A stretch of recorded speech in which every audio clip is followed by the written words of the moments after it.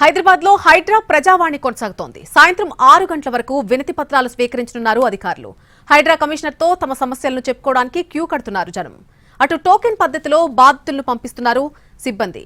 ఇక ప్రజావాణిలో ఫిర్యాదు చేసే వారి వద్ద ఉన్నటువంటి ఆధారాలను పరిశీలించి కంప్లైంట్ నమోదు చేసుకుంటున్నారు హైడ్రా కమిషనర్. దీనికి సంబంధించి మరిన్ని వివరాలు మా ప్రతినిధి ప్రేమ్ అందిస్తారు.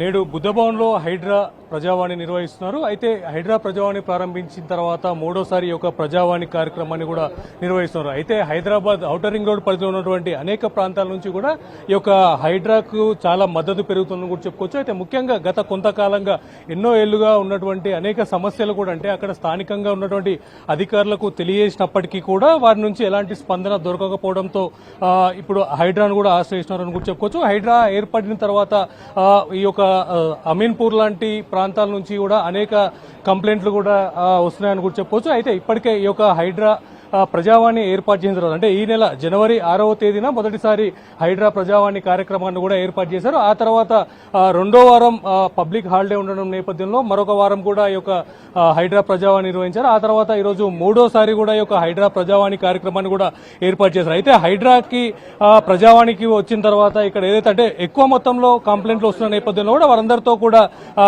హైడ్రా కమిషనర్ కూడా నేరుగా కలిసే అవకాశం లేని నేపథ్యంలో కూడా కేవలం ఈరోజు ఉదయం నుంచి మొదటగా వచ్చేటువంటి 50 మందికి మాత్రమే టోకెన్లు కూడా ఇస్తున్నారని చెప్పుకోవచ్చు.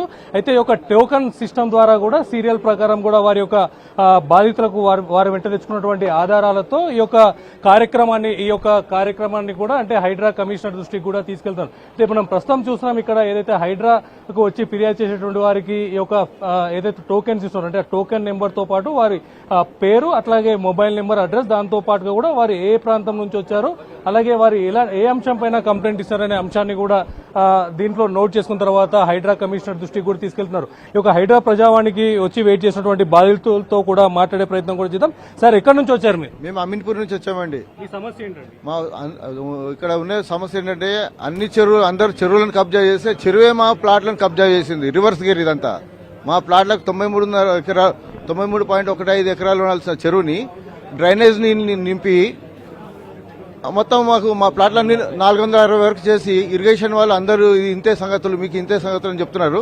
దీని మీద హైడ్రా రంగనాథ్ గారి వచ్చి మా సమస్యను వినియోగించుకొచ్చాము. ఇది రెండోసారి ఇదే సమస్య నలుగుతుంది కానీ సమస్యకు పరిష్కారం ఇంకా మాకు తేలట్లేదు. మరొక బాధితుడితో కూడా మాట్లాడే ప్రయత్నం చేద్దాం. సార్ ఎక్కడి నుంచి వచ్చారు? మేము బడంగపేట నుంచి వచ్చినాము. సమస్య ఏంటండి? Local corporator 40 feet road encroach అయ్యిండు. కాలనీ వాసులకు అందరికీ చాలా ఇబ్బందిగా ఉంది. దాని గురించి ఈ రంగనాథ్ గారు ఏమన్నా సాల్వ్ చేస్తారేమో అని ప్రజావాణికి వచ్చానండి. గతంలో కూడా ఎప్పుడైనా అంటే ఈ యొక్క సమస్య పైన స్థానికంగా ఫిర్యాదు చేశారా?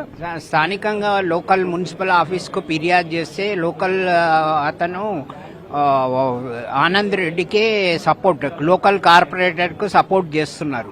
అయితే ముఖ్యంగా మనం కొద్ది రోజులుగా చూసినటువంటి ఈ యొక్క హైడ్రా దూకుడుతో పాటుగా కూడా హైడ్రా వల్ల తీసుకుంటున్నటువంటి చర్యల విషయంలో కూడా ఈ పబ్లిక్ అంతా కూడా సాటిస్ఫై ఉండి ఈ యొక్క హైడ్రాను కూడా స్వాగతిస్తూ హైడ్రా దృష్టికి తీసుకొస్తేనే వారి యొక్క సమస్యలు కూడా తీరుతాయన్న ఉద్దేశంతో కూడా నేరుగా కూడా ఈ యొక్క హైడ్రా ప్రజావాణికి చేరుకుంటున్నారు.